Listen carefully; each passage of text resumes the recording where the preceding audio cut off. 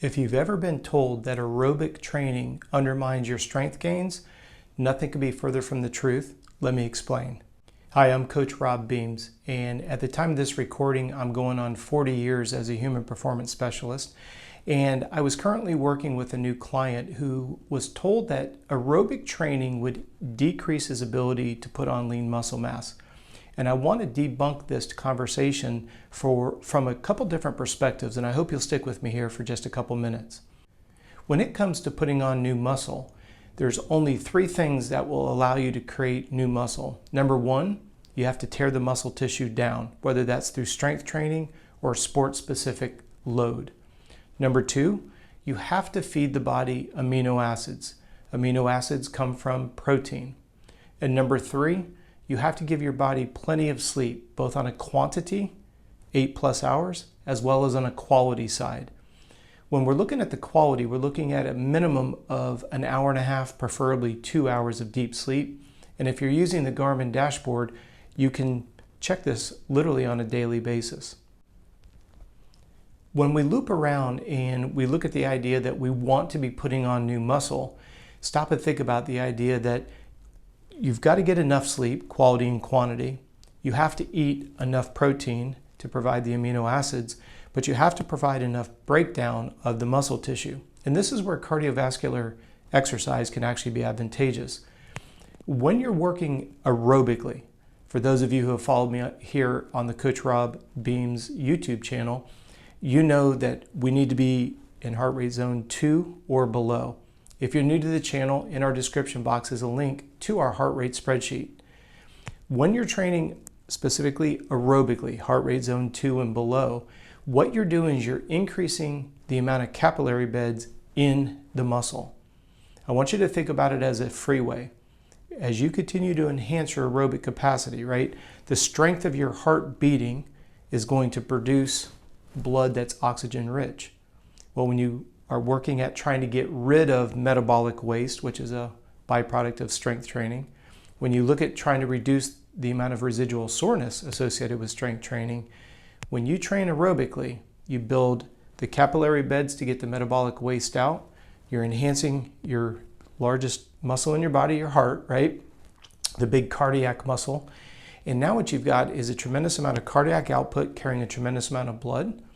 You build the capillary beds to get the metabolic waste out of the tissue. And this is where aerobic training, when done at the right intensity, can facilitate recovery associated with strength training. When I hear somebody, like working with this new client, when I hear somebody tell an individual strength training is going to undermine your ability to build strength, that's two completely different lanes. The only way a muscle grows is by putting it under load, giving it the resources it needs to recover and get bigger and stronger, sleep and amino acids.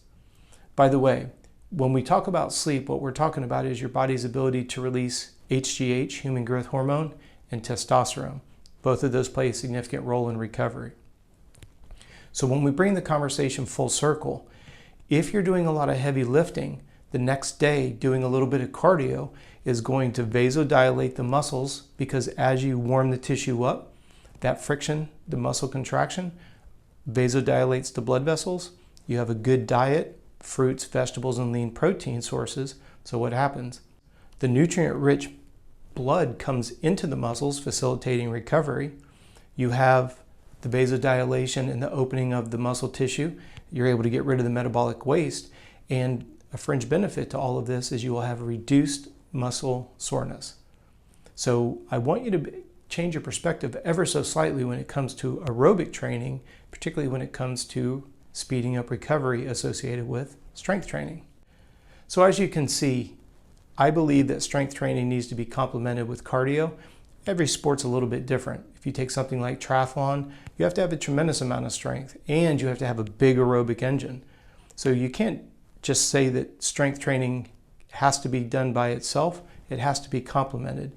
Now, if you're a hardcore bodybuilder, you can still use the cardio for recovery, but obviously you're looking at trying to get super big for maybe a bodybuilding show or something like that.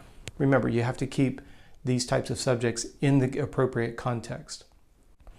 I hope this video has helped answer and debunk the myth associated with cardiovascular training and getting stronger.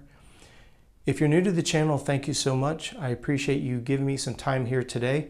Please do me a favor, subscribe, turn on the notifications, because every day here on YouTube, we put out a new video. If I happen to create any kind of curiosity or create a question inside your head, please do me a favor and drop me an email. contact@coachrobb.com. We put up a new video every day, and it's my hope that I'll see you again tomorrow. Thanks again for your time.